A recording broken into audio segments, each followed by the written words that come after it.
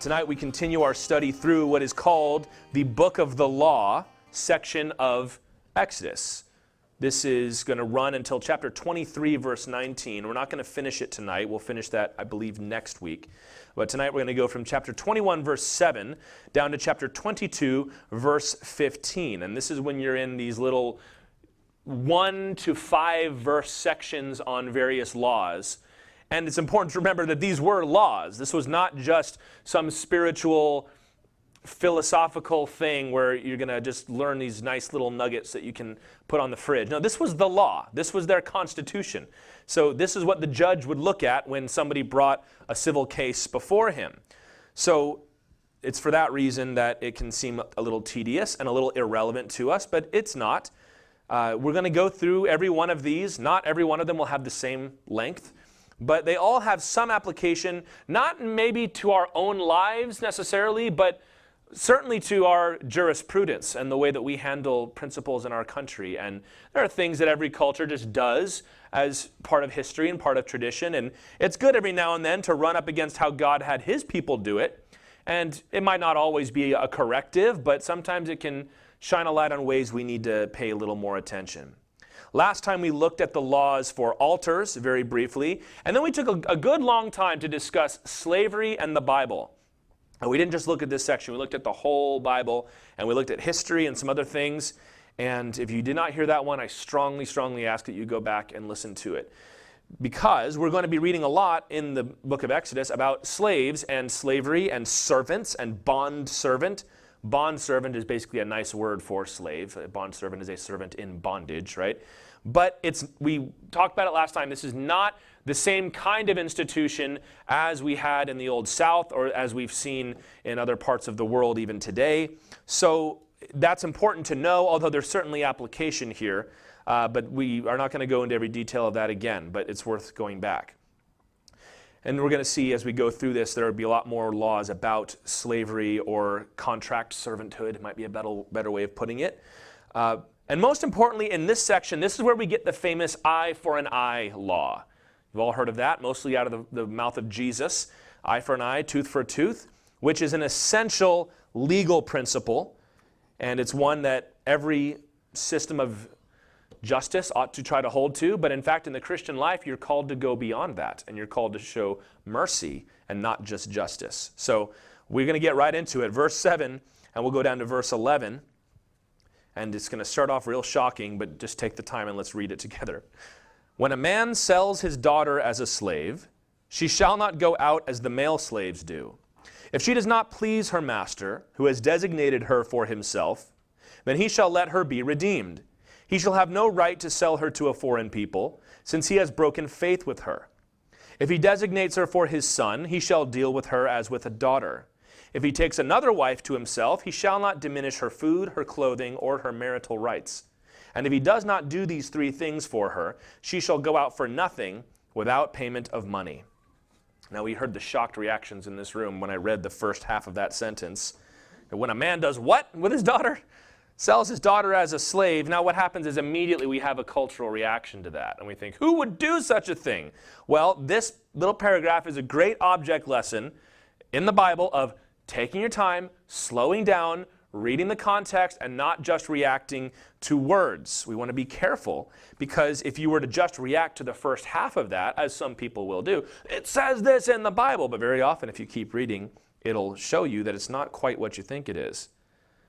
This comes on the heels of what we read in the first verses of this chapter, that slavery, and that is the word eved in Hebrew, and that's how we would translate it, but this was not, in most cases, this was not forced bondage. What it essentially was is a 6-year indentured servitude contract.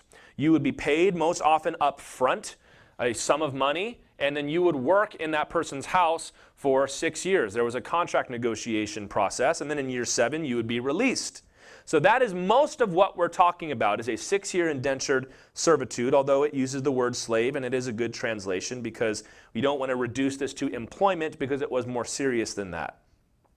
But this is different because he says when a man sells his daughter as a slave. Now what Moses is going to do here, he is signaling additional rules to what he just said. He's not coming up with something totally different for women. This is in addition to that. And specifically, I hope you picked up on it, this little paragraph here is related to arranged marriage.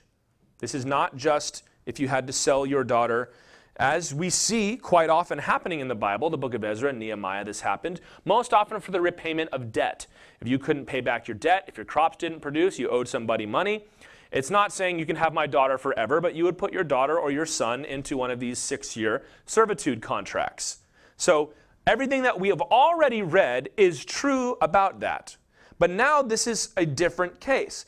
When a man sells his daughter, he says there's a distinction here. What is the distinction? Mainly because, as you see there in verse 10, it says another wife. So this is talking here about arranged marriage, although it is a little different than just straight marriage. But look in verse 8.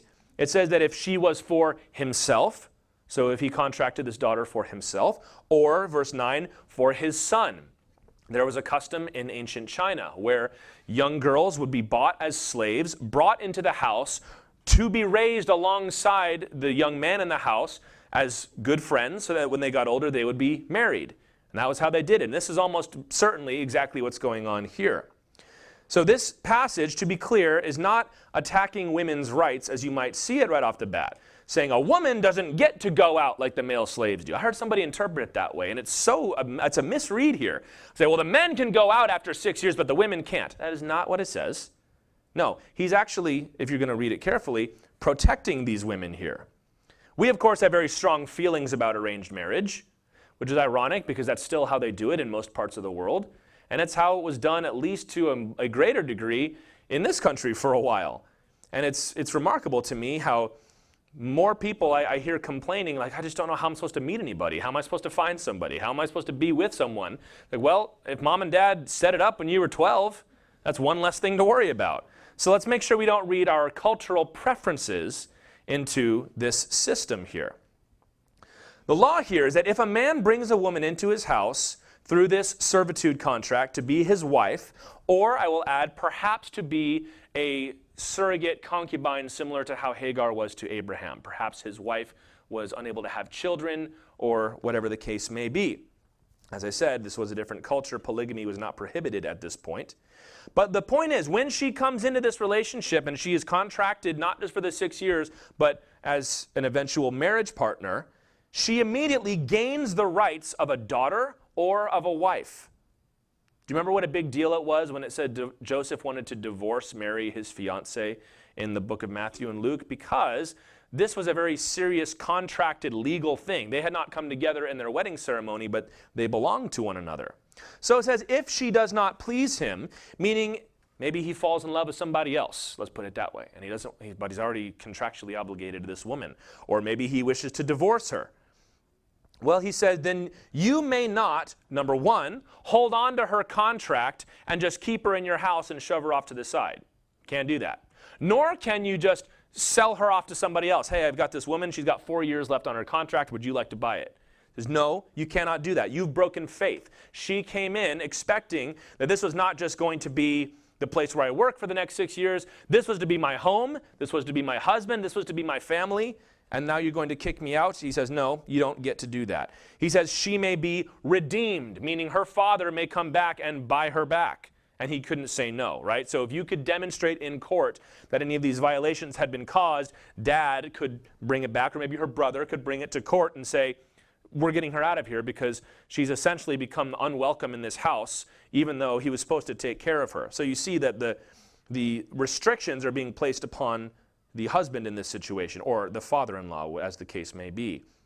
And he says, if you got her for your son, meaning we're going to get you all when you're 10, you'll grow up, you'll get to know each other, you'll be good, close friends, and then you'll get married. He says, and you decide you're not going to do that anymore, you've got to treat her like a daughter. So she immediately gains all the rights that we will read about and that we know about that the daughters would have. We're going to read later on that daughters had an inheritance from their fathers, for example. And in verse 10 he says, if he marries another, so if he brings in this woman to be his wife, and in this case it seems to be that they are married, and he marries another woman, she retains 3 things from this man. Number 1, her food. Number 2, her clothing. Number 3, her marital rights or her conjugal rights. So he cannot say, I don't know where you're going to get your food from, but I've already got a new wife, so You can figure it out for yourself. No, you can't do that. Nor can he start restricting the access to the things in the house. That's second point. Her clothing. He's like, I'm not going to immediately cut you off and you've got to go live in the back shed or something like that. No, you can't do that. And number 3, her conjugal rights. He goes, you don't get to do that to a woman. God takes that very seriously in the law, as we will see. He says, if you commit a sexual act with a woman, you owe something to her because you have been brought together. And so he says you may not remove that from her either. So in 1 Samuel chapter 1, we have an example of Hannah, who was married to Elkanah. And then there was a second woman, Peninnah, who was also married to Elkanah. And Peninnah made Hannah's life miserable, probably because Hannah couldn't have children, which means Peninnah was probably brought in to have children, and then she did, and she never let Hannah forget it. And what the Lord is saying is you're not going to put her into that kind of situation. Now we read in that story Elkanah was good to her, but it was something that he couldn't exactly help. So he says, if you cast off this woman that is your wife, or if you fail to provide for her, then she's free to leave you, contract or not. Well, I purchased you for this amount, you're under contract. Not anymore. You broke it, not me. So he's not having complete power over her. So do you see very carefully, this law is intended to protect these girls, not to oppress them. So if this is how you're going to do things, here's how you're going to do it. You're going to treat her with respect. If you brought her in as a daughter, you're going to treat her as a daughter. You bring her in as a wife, you're going to treat her as a wife. And especially this rule about marital rights is significant. I mean, one thing to consider is if you continue to engage in sexual intercourse together as a husband and wife, she could become pregnant, have a child, and if this guy is going to be a jerk and not take care of her, well, now she maybe has a son or two who will be able to take care of her as they get older. But also this teaches us, here's our lesson that we can gather as those that don't have arranged marriages, that God insists upon sexual intimacy in marriage. Genesis 2:24 says, a man shall leave his father and mother, cleave unto his wife, and the two shall become one flesh. And that one flesh thing is not just poetry, but that is the way that the Lord describes the sexual union. I've read this verse many times because I think it is a not very often referred to passage, but we've got to hear it. 1 Corinthians 7, verses 2 through 5.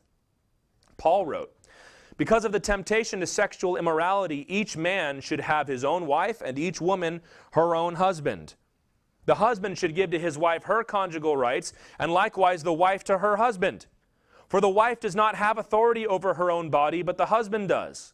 Likewise the husband does not have authority over his own body, but the wife does.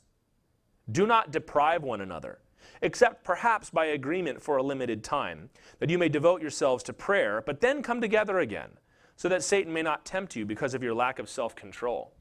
So can you see this story playing out? This man has brought this woman into his house, married her, been together for a few years. He finds somebody else and kicks her off to the side. She gets lonely, she gets angry, she commits adultery with another man. Now her husband wants to get all righteous and haul her up in front of the court and say, look what she's done. God says, you're not going to do that. No, if you married this woman, you married this woman. So you can see this principle echoed in the New Testament. It says you all are to take care of each other sexually in order to make sure neither one of you is tempted to sin. Neither one of you is tempted to go after adultery or pornography or whatever it is.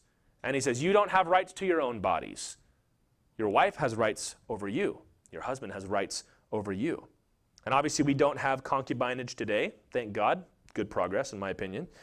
Or arranged marriages. But here's the lesson to learn from this passage. Husbands, as a leader of your home, you are to make sure that your wife is provided for and always feels valued in your house.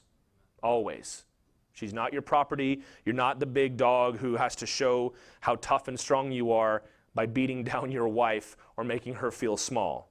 No, the Lord is not down with that. So that's that one. Moving on to verse 12. Whoever strikes a man so that he dies shall be put to death. But if he did not lie in wait for him, but God let him fall into his hand, then I will appoint for you a place to which he may flee. But if a man willfully attacks another to kill him by cunning, you shall take him from my altar, that he may die. So we've seen in verse 13 of chapter 20, thou shalt not kill. It's the sixth commandment. Well, now we got a more detailed explanation here. Even when we read it, when we read that one, we were talking about, now, is this murder? Is this manslaughter? What is this here? Well, God explains himself. Very often, keep reading is the answer to interpretive questions in the Bible. He says, if you strike with a hand, with a tool, we might add with a gun, and they die, it's the death penalty for you.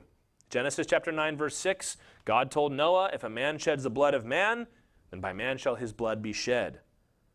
But verses 13 and 14 do a really great job of showing the wisdom of the Lord and giving exceptions. So if this is not what we'd call premeditated murder, meaning if you were fighting or you were in a fit of passion and something happened in the moment and it says God let him fall into his hand, meaning it was nothing I planned, but it turned out that way. Maybe God planned it to go this way. Do you remember when David was hiding in the cave and Saul comes in and his men are like, David, the Lord has delivered Saul into your hand. What are they saying? They're saying, under Exodus 21, you wouldn't be guilty of murder because he's been trying to kill you and he walked right in front of you. Same thing when they snuck into the camp. And that's when Abishai says, David, I know you didn't want to do it in the cave. Let me do it this time. I'll take the heat for it. The Lord has let him fall into your hands. And David, of course, showed mercy, but you see an application of this law here. But he says, if that happens, say you're fighting with somebody and you're mad and you're so angry and you're wailing on each other and you hit him and he falls back and hits his head on a rock or something and he dies. It just happened. You didn't mean to. So what do? Do you have to then be killed if you never intended to? No. He says the killer could flee. And in Numbers 35, we're going to see the establishment of the cities of refuge. These were cities scattered throughout the land of Israel to which somebody in this situation could run, where an avenger, meaning somebody who was coming after you, was not allowed to execute you. You were to, as he says there in verse 14, lay hold of the horns of the altar.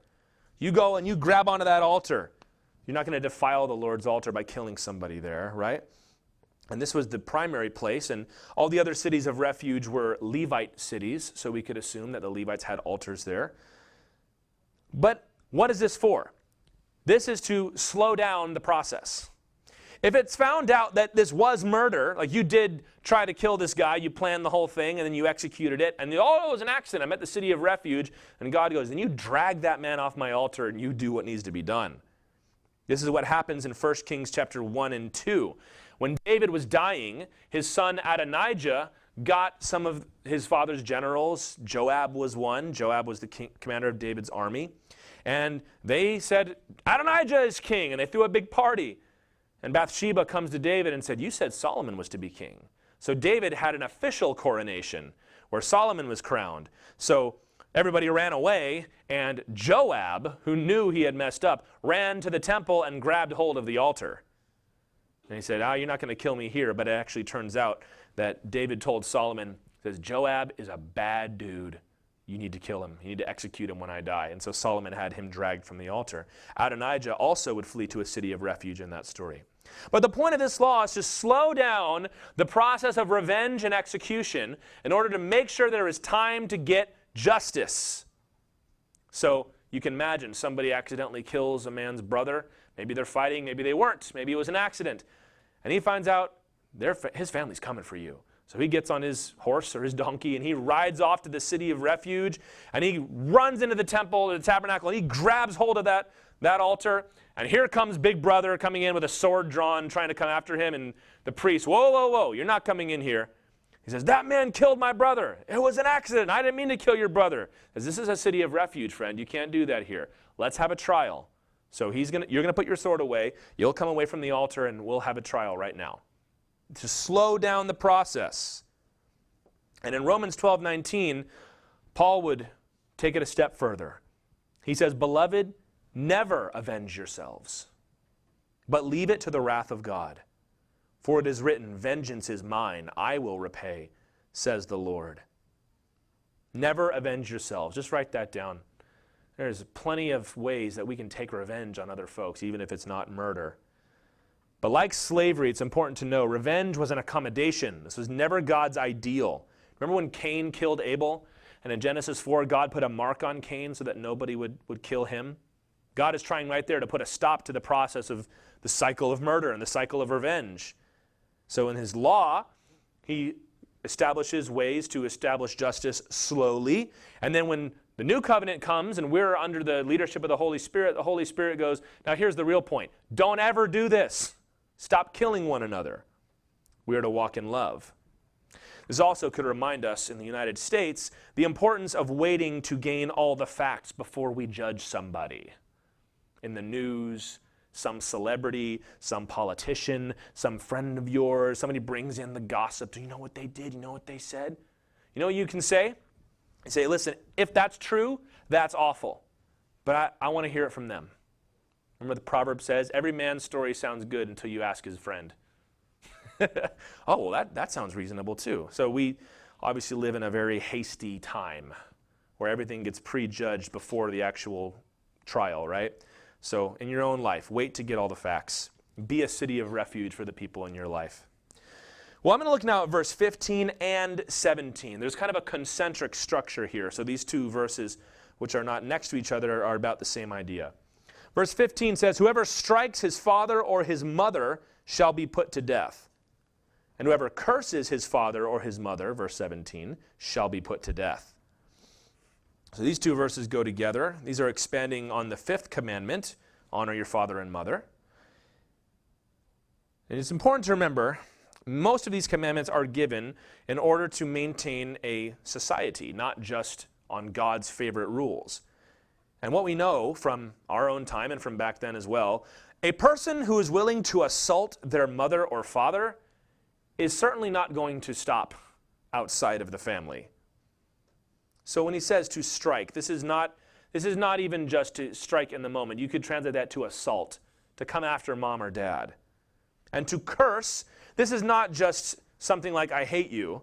This is translated in the Greek, the LXX, he says the reviling, terrible dishonor to the mother and father. If somebody does not respect their parents, they probably don't respect anybody. And you've known people like that. And it's most likely that these are commands that would apply to older children, perhaps even getting to adult children. You know, little 3-year-old children say all kinds of things that they have to be taught not to say. And it's important for us to recognize this. This was the death penalty. And it's important to note here when it says, shall be put to death, what the Lord is doing is establishing what the penalty is, and the judge would have discernment in the moment to determine, is this really worth death, or is this something that maybe there can be some other kind of punishment involved here? It's astonishing to me how much some people will let their kids get away with. And if you've got a child, a grown child who's willing to strike and assault you or to curse you, I'm not talking to get in an argument, but to curse you and denounce you, you ought to have handled that issue a long time ago. Very often, I was a youth pastor. I have kids that were 17, 18 years old, mom and dad, what do I do? And I would try to help them as best I can, but you're thinking, you should have done this when they were 2. If you'd had this conversation when they were 2 instead of 12 or 18, you would have had a much easier time with it. They're smaller then. You can hold them down. You know, you can make them do what they want. And if you have kids, you've looked into your infant's eyes and seen murderous rage in there. This is just, it's cute when they're little, right? You know, I've got a little, 11-month-old child right now. He's almost a year old. But even when he was sitting at the dinner table one time, I'll never forget this, and he wanted more food or whatever he did. And he was kind of, signaling for it and saying, I want it. And he wound up and one eye closed and looked dead at me and dead at his mom and screamed. I'm like, if he was a grown man, he would have gone to prison for what he just wanted to do. But luckily he's strapped into that high chair and he can't get out. But that's why God gives them to us small, so that we can teach them when they're small. But if you don't do that, then it's going to become a problem later. Parents are not, of course, Colossians 3:21, to provoke their children. But can I remind you, parents, you are an authority figure in your children's life. And hopefully, ideally, as you get older, you will see that relationship change and mature and grow. Most of your life as a parent is going to be spent with adult children. So there's a short window of time where you need to absolutely be mom or dad. Proverbs 13:24. Whoever spares the rod hates his son, but he who loves him is diligent to discipline him. That's where spare the rod, spoil the child comes from. Children don't know anything. They don't. They come into the world, they don't have, we can have, especially people without kids can have this weird think that children have this strange wisdom. They'll say to them, my 8-year-old niece, she's the smartest person I know. It's like, you got to get out more, It's up to you to teach them. You know, I wish I had been making a list, but some of the things you have to teach your kids, it's like, don't lick the power outlet. It's like, well, everybody knows that. Well, you have to teach them that. You have to teach them these things. And here's the deal. We say, spare the rod. Okay, obviously God is not telling you to abuse your children. We always jump straight to that. Okay, now, I do not see a problem with corporal punishment as a parent. I don't mind telling y'all, I spank my kids. I do never abuse my kids. And in fact, when we finish spanking our kids, that is like when we have the most, they'll run into my arms and cry on my shoulder, and we're hugging and we're kissing, and it's fine a minute later. There are some folks that don't want to do that. Okay, there's nowhere in the Bible that tells you you have to do this. Here's what I will say, though. The point of corporal punishment, spanking, whatever it is to teach the children that when you do something wrong, it hurts.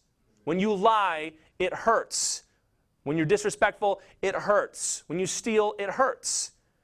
And with different kids, you need to be a little more forceful because they have different personalities and all the rest of it. Because that's what life is, isn't it? If you're going to be a liar, it's going to hurt.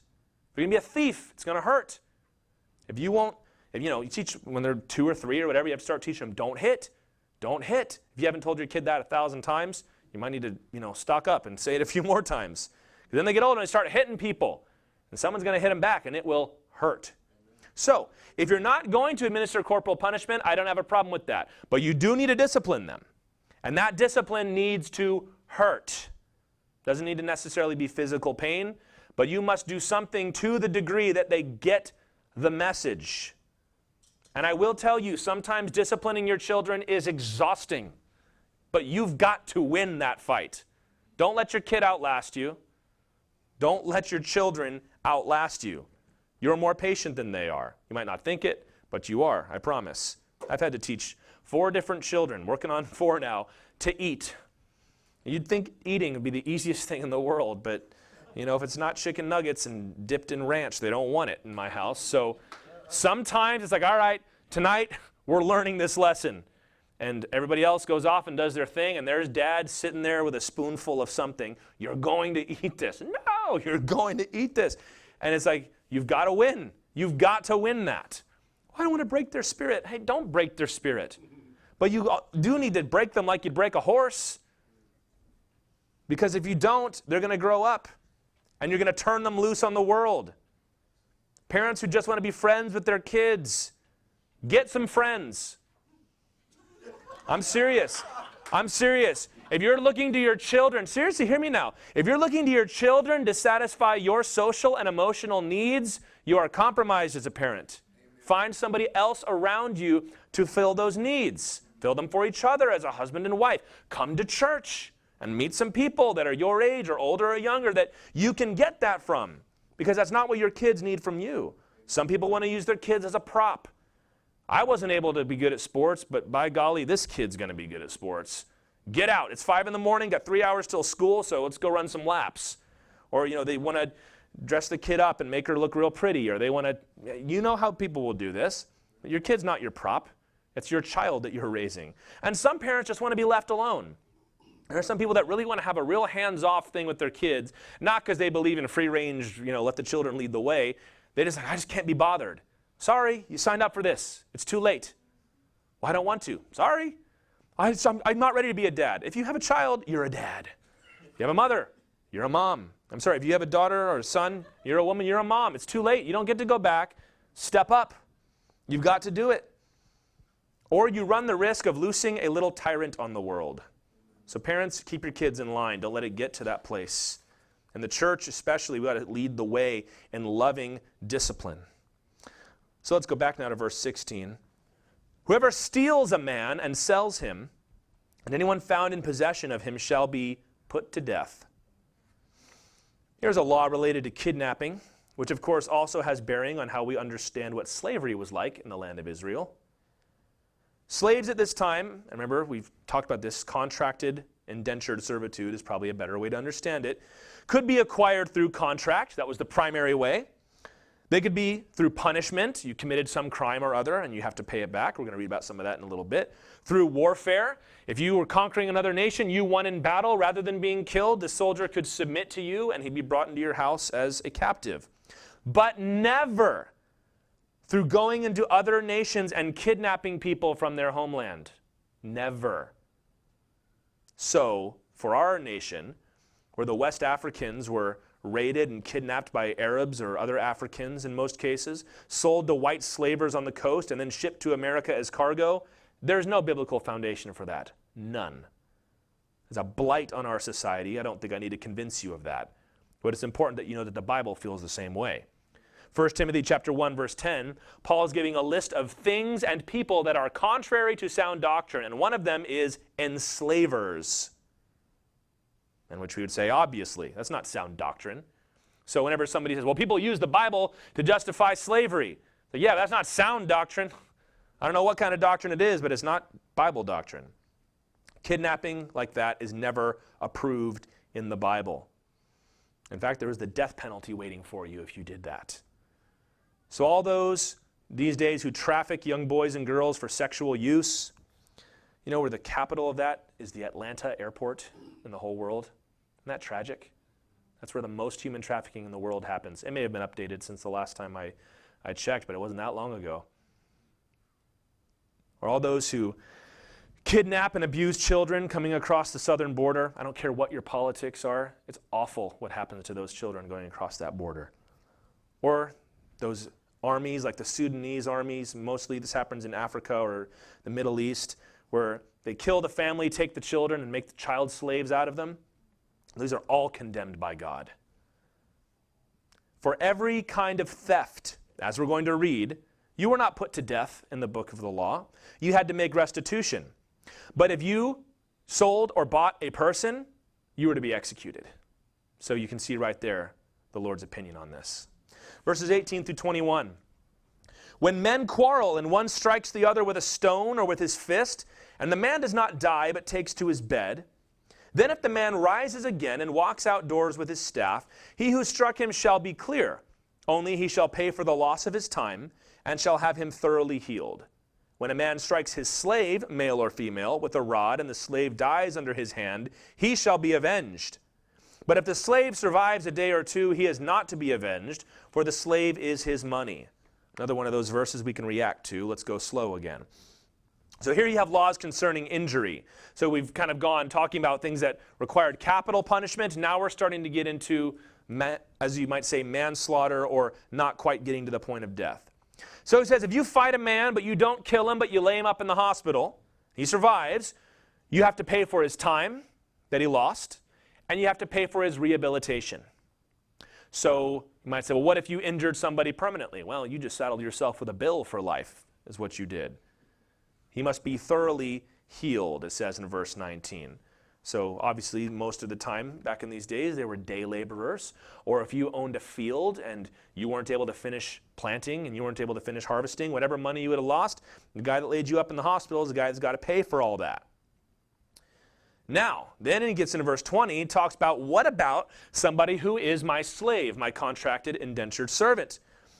If you were administering corporal punishment, a beating with a rod, he says, to a slave, and you killed him or her, I should say, then you were to be killed. So this is the kind of thing that happens in other places where slaves get beaten to the point of death and even die. That was a capital crime in God's economy. But what people will accuse the Bible of here is saying, now look, see, they don't have to pay for the time of the slave in this case. Well, read it closely. If the slave survives, he is not to be avenged, for the slave is his money. It can be translated property, which is a poor translation. I'll explain why in a minute. That's kind of like assuming what he's supposed to mean there. If you killed your contracted slave, then you were to be killed. But if the slave survived, you would not be killed or penalized. Why? Because the other penalty was to be paying for the loss of this person's time. And if this person is your contracted labor and you injure them to the point where they can't work, the person who's losing out financially is you. That's why you're not making extra payment here. You were already responsible for this person's well-being. That was part of the contract. So you already have to pay for him to be healed and to be brought back to full health. And he's not getting paid for the loss of his time. You're the one losing money for the loss of your time. This is important to know. This verse is not establishing the legitimacy of slave ownership. It is really unfortunate the older translations have, for it is his property. The word there in the ESV for money is kesef. It's the word silver. It's the word silver. For he is his silver. I think investment might be a good translation there. He says, you don't have to pay anything. That is your silver. That man's labor is your silver that you're losing out on every day he's not working. So it's best for you to not beat your slaves and not to injure them. This represents an investment, not the superiority in the soul. Now, we despise any kind of corporal punishment with children, but certainly beyond that as well. I don't even know if we have that in the military any longer, but in the Navy and things like that, you used to get flogged if you stepped out of line. And this used to happen also in certain jobs, in certain job capacities. We think, what? That's so terrible. And that was pretty common up until not that long ago. So once again, God is not mandating such things. God's not saying, now don't forget that if your employees don't do what they're supposed to, then you make sure you beat them well. That's not what he says. He's managing the punishment here. He's saying, he's basically saying, if you injure your own slave or servant so that they can't work, that's your own dumb fault. So no, you don't get to let that person go. You can pay to heal them because you're the one that hurt them in the first place. So this really is not a different rule between the two. He's just establishing you've already paid probably a large sum of money in order to acquire this labor in the first place. So if you injure this person so that they can't work, got no sympathy for you. And it's interesting to note, and I'm going to have to start going slower or faster on some of these applications, but this is a good one. The story of the Good Samaritan. Do you remember this one? Luke 10:33 and 35. As the Samaritan comes and he sees the man beaten by the side of the road, it says, the Samaritan, as he journeyed, came to where he was. And when he saw him, he had compassion. He went to him and bound up his wounds, pouring on oil and wine. He set him on his own animal and brought him to an inn and took care of him. And the next day he took out 2 denarii and gave them to the innkeeper, saying, take care of him, and whatever you spend, I will repay you when I come back. Now, what's important to see about that, and what we can kind of miss as Gentiles, who maybe don't know our Old Testaments as well, what Jesus is showing is, he's calling back to this law here. Saying if you injured somebody, it was up to you to pay for them to get well. The Samaritan sees somebody that he didn't do anything to, and voluntarily takes upon himself the cost of this person's rehabilitation. So this just intensifies the message that Jesus is teaching. The New Testament ideal is for us to show compassion and take care even of those we have not wronged. I mean, if you hurt somebody, yeah, you ought to pay up. But even if you didn't, Jesus says do it anyway. Be a good neighbor. And we are so blessed to live in a land with labor laws. Yeah, you can't do that. Your boss hits you at work, and he's in trouble. We have labor unions now, and however they may have been moved from what they were at the beginning, there were corporations and companies back in the day that required you to live on the property and that you were essentially a functional slave for some of these companies. So we have those things. We have a socially conscious populace, haven't you noticed? If something even sniffs unfair to us, we're all over it, right? Those are blessings that we ought to be grateful for. So what can we learn from this? How do we apply this to our own lives? Don't make your manager regret the fact that he has to be nice to you. Be a good employee. And if you're a boss, treat them well. Make them glad to work for you. Verse 22 and 23. When men strive together and hit a pregnant woman so that her children come out, but there is no harm, the one who hit her shall surely be fined, as the woman's husband shall impose on him, and he shall pay as the judges determine. But if there is harm, then you shall pay life for life. And he goes on, eye for eye, tooth for tooth. We'll come back to that in a minute. So this concerns pregnancy and miscarriage here. So if 2 men are fighting, and a pregnant woman tries to intervene, and this may happen, as you can imagine. It's interesting to us why he would insert this into the law. Is this so common that he had to talk about it? Well, he's trying to make a larger point. If a pregnant woman tries to intervene between 2 fighting men, she's liable to be hit in the heat of the moment. And if she's very pregnant, this could cause a premature delivery. It could cause a miscarriage. It could cause injury to her. Now he says if the baby is born, so let's say she's far along and she gets pushed over and the baby comes, but there's no harm, meaning she has a healthy baby, she's fine. The man is still going to be fined. But Lord, we were fighting. He goes, I don't care. That's a pregnant woman. You can see there's protection for women in the law. It's contrary to what you popularly hear. But if there is harm, meaning if the baby is stillborn, or if there is a miscarriage, or some kind of birth defect, or if the woman is injured and maybe unable to have children again, then this man could be executed for that. And notice he says, as the judges determine. This is a great example of the Lord giving the maximum penalty, but also giving leeway to the judges in order to make a determination in the situation. This is one of the most important passages in your Bible related to abortion. It's not specifically talking about abortion, but what do we see here? It is clear that the life of an unborn child was protected under God's law. It says, I don't care if it was an accident. If you harm that baby, you're going to be executed. We're going to stone you. We're going to hang you. You're going to be put to death. And you can almost miss it. And this is one of those things, why would God put that there? Well, maybe the Lord knew that in 21st century America we'd need passages like this. Jeremiah chapter 1, verse 5. The Lord told Jeremiah, before I formed you in the womb, I knew you. And before you were born, I consecrated you and appointed you as a prophet to the nations. God knows our days. He forms us in the womb. He looks forward to the life to come. This is abundantly clear in Scripture. Read Psalm 139 if you're not sure about that. The Lord knows the infant, the child in the womb. And we look back, as we have quite frequently these last few weeks, on the horrendous evil that was slavery in America. But can we neglect the horrendous evils of our own time, including that of abortion? I do not mind putting those two things in the same category, because they are both remarkable injustices. Do you know why God ultimately decided he was going to judge the southern kingdom of Judah? It's because of King Manasseh. Now, King Manasseh would go on to repent, and God would delay judgment. But in 2 Kings chapter 21, verse 6, it says that King Manasseh put his sons through the fire of the god Molech. The Lord called him actually the abomination Molech. This was a god where you would bring your children, your live babies, and you would put them on the altar, and the children would burn up as the people danced and sang. It's a horrific thing. And when he did that, God says, I'm going to wipe Judah clean like you wipe a dish clean. It brought God's wrath down upon them.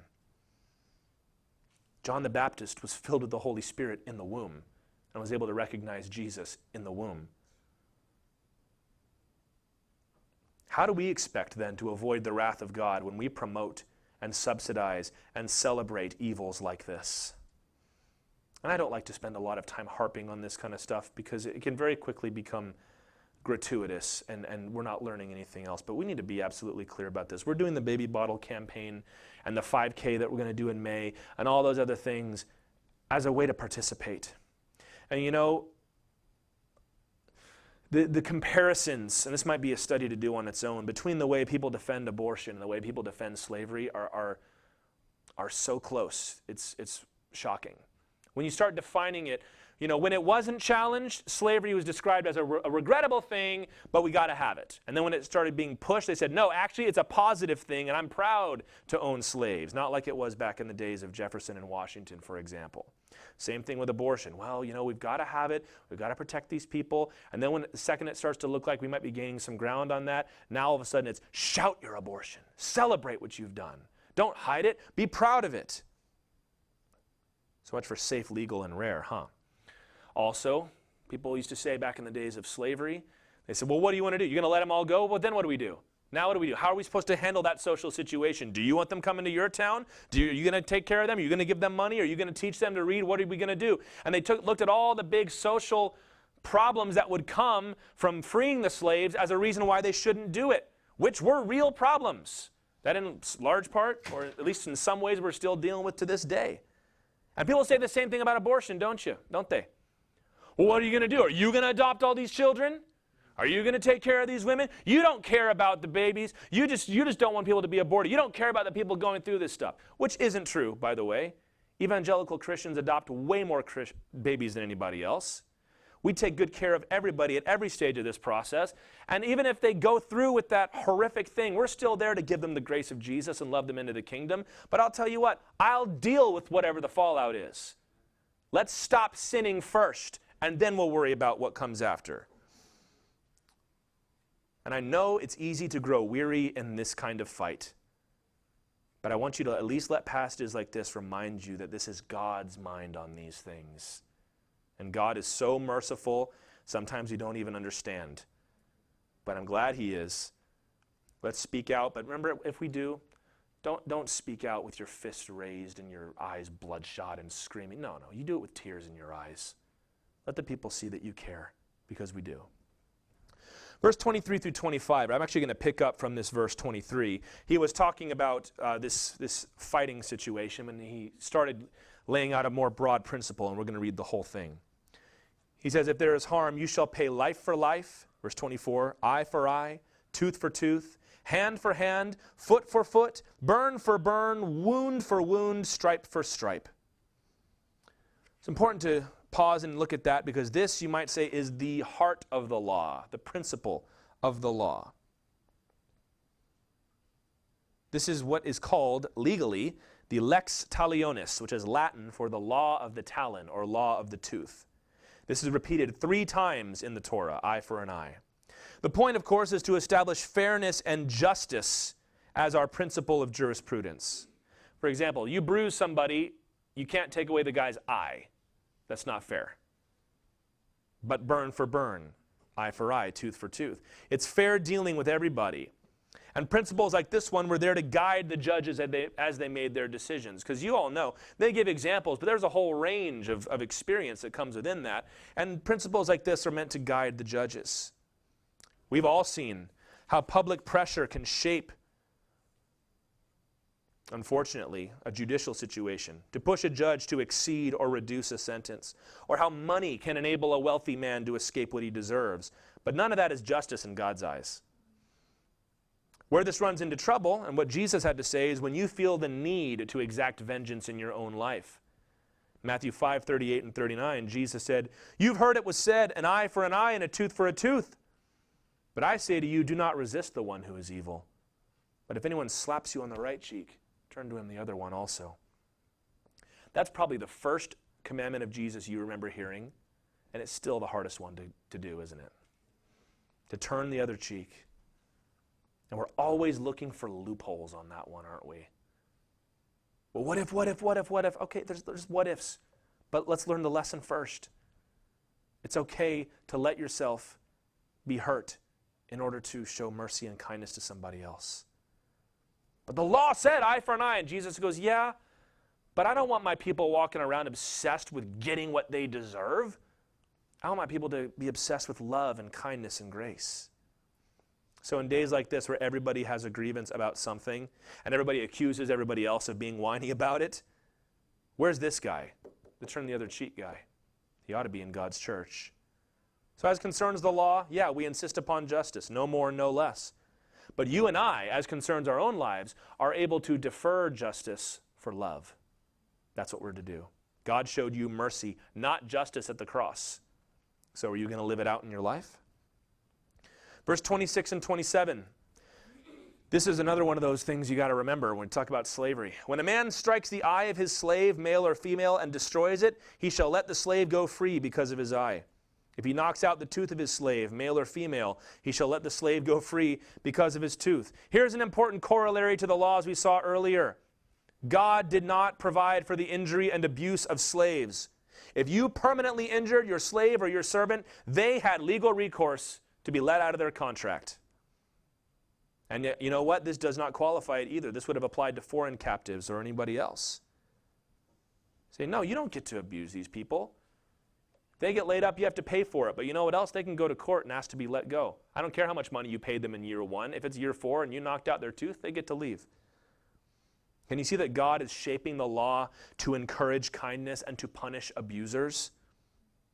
Slaves in Israel had rights. They were people. They had legal recourse. They were not to be treated like property, even though they had voluntarily deferred some of their rights in order to gain security or for love for somebody that was in the house.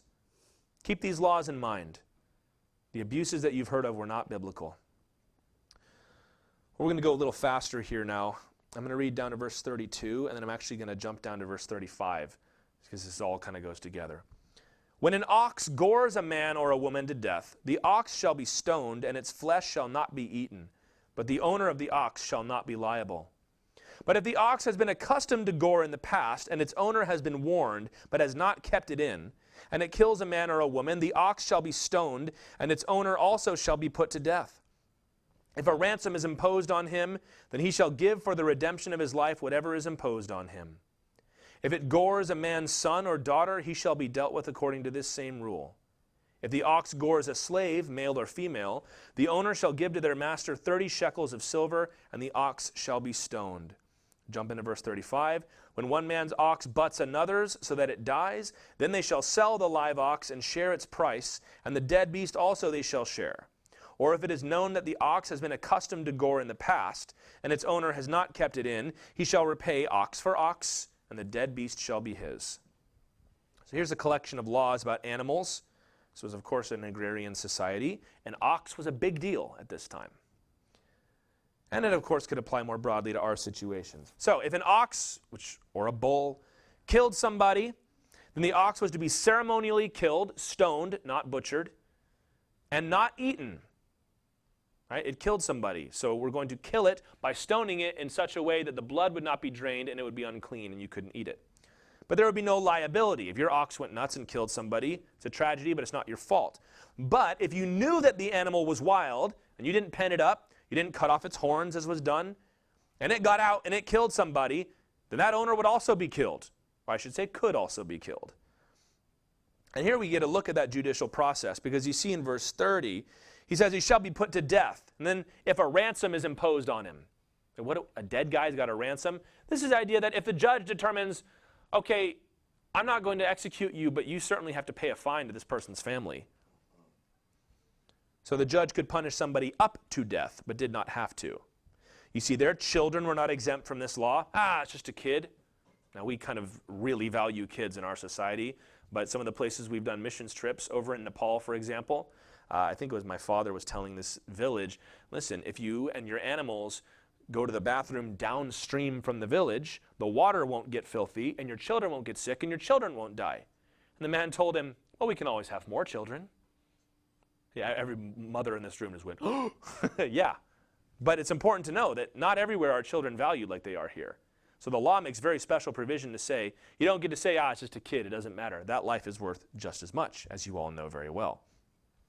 Nor were slaves. And it's important to know, by saying, so the guy's not going to die if he kills somebody's slaves. No, this is in addition to what we already read.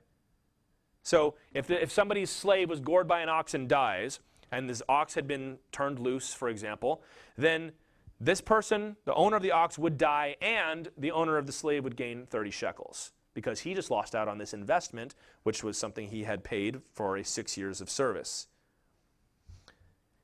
And when the animal died, if your animal just died, like if they were fighting with each other, tough luck. You split the money, you split the meat, unless it was negligence. Here's a good way to apply this passage. Dogs that bite.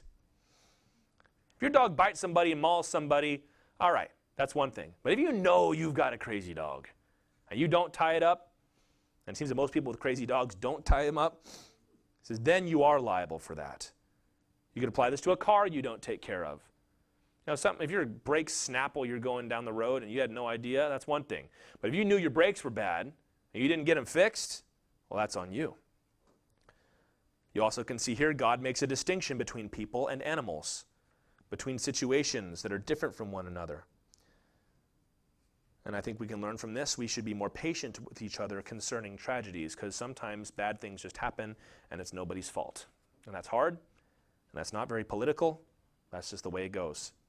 Verse 33 and 34, let's get what was in the middle here, because it is kind of a different point. When a man opens a pit, or when a man digs a pit and does not cover it, and an ox or a donkey falls into it, the owner of the pit shall make restoration. He shall give money to its owner, and the dead beast shall be his. Closely related, but this is much more related to negligence. You're digging a well, you're digging a trap to catch a lion that's been prowling around on your property, I don't know. Somebody's beast of burden falls into it and is dead. Well, you've got to pay the owner. You can keep the meat, but you've got to pay the owner. Great, now I got a dead donkey and I lost out on some money. This is good. This is negligence without appropriate precautions. We have laws concerning seatbelts. We have building codes and things like that. Well, here's your biblical justification for it. If you have people in your house or your business, if you're sharing a road with somebody, or whatever else, you have a responsibility to do whatever you can to protect their lives and their property. How about trimming that tree that's been hanging over your neighbor's house and you know you've got to take it down because if it falls, it's going to smash their windows in? What about making sure you're not messing up the power lines when you're doing yard work or putting a fence around your pool? And we're going to pick up this idea up later, but it's important to know that God requires you to take preventative maintenance care of your neighbor. And some of us, we're much more libertarian. We need laws like this for anyway. Well, even if you got rid of the law, as far as God's concerned, you still have moral culpability, so be careful. Let's see how far we can get. Verses 1 through 4. If a man steals an ox or a sheep and kills it or sells it, he shall repay 5 oxen for 1 ox and 4 sheep for a sheep. If a thief is found breaking in and is struck so that he dies, there shall be no blood guilt for him. But if the sun is risen on him, there shall be blood guilt for him. He shall surely pay. If he has nothing, then he shall be sold for his theft. So there's an example of slavery as a punishment for a crime. If the stolen beast is found alive in his possession, whether it is an ox or a donkey or a sheep, he shall pay double. So these laws are about theft, expanding on the 8th commandment. God respects property, and we should be generous with our own property, but that does not give you a right to somebody else's.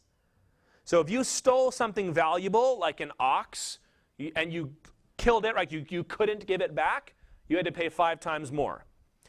Something less valuable, like a sheep, 4 times more. This is why in 2 Samuel 12, when David hears about the rich man that stole the man's lamb and says he shall repay 4-fold, he's calling back to this law right here. This is also why Zacchaeus in Luke 19, he said, I'm giving half my goods to the poor, and I'm going to repay everybody else back 4-fold. It's coming back to this law right here. Now in verse 2, we'll come back to verse 2. But if the thief is caught with the thing in his possession, he only had to pay double because the guy did get it back, but he did have to pay a fine. And if you couldn't pay the fine, then you would be sold. So here's a classic example of how this would work.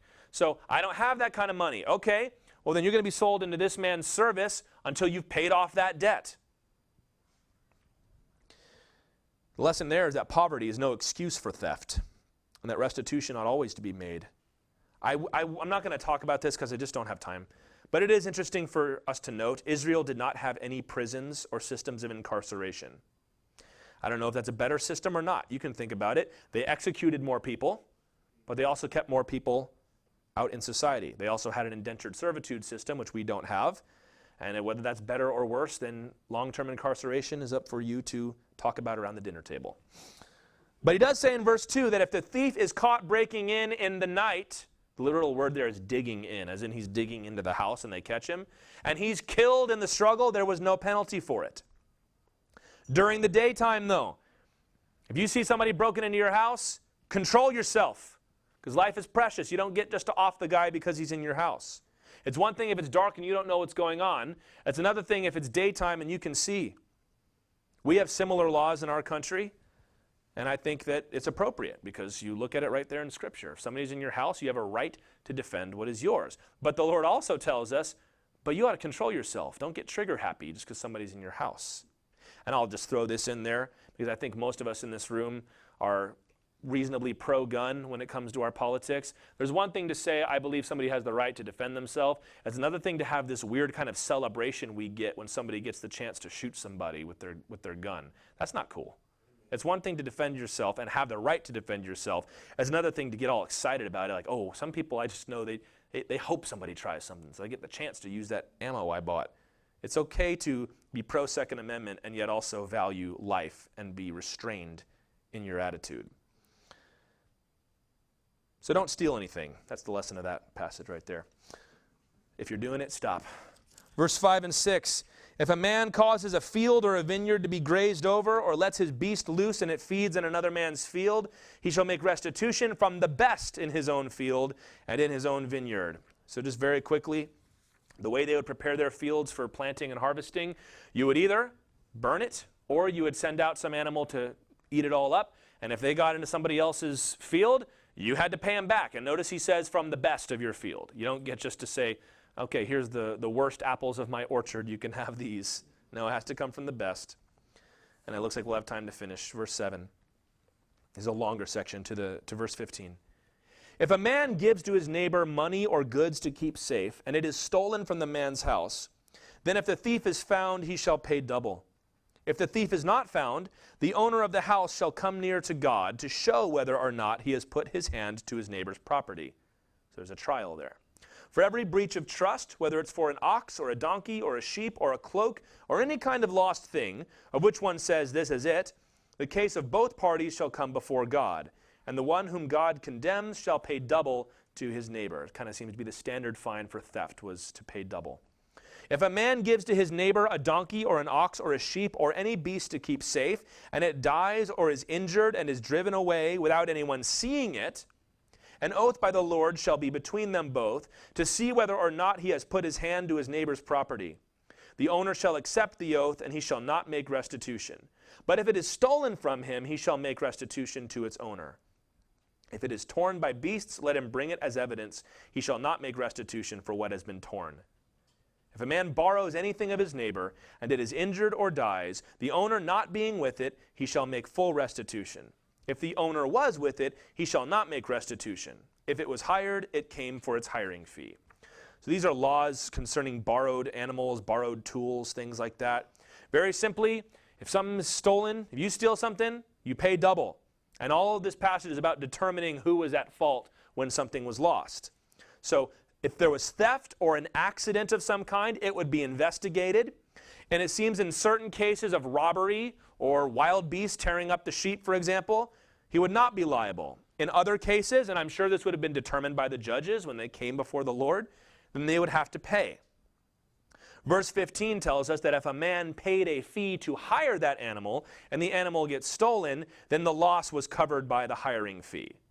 So he's not losing out on money and then having to pay more money. But if it was just borrowed, then you would have to pay something. So there's a difference there between something being lent and something being rented, for example. Complicated little section there. I think it's to accommodate a number of different scenarios is why it goes on like that. We'll pause it right there. And we'll start to wrap it up. What do we learn from the end of this section? What's something to take away? Well, I hope you got a lot of interesting things to take away and ponder. I think, for me, God cares about fairness. God cares about taking the time to sort out the truth and not acting rashly and quickly. And that God insists on responsibility from all parties involved.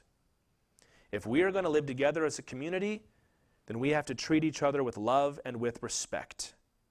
And I think you can see that our individual laws may be different, but the heart of the Lord and the principles remain the same.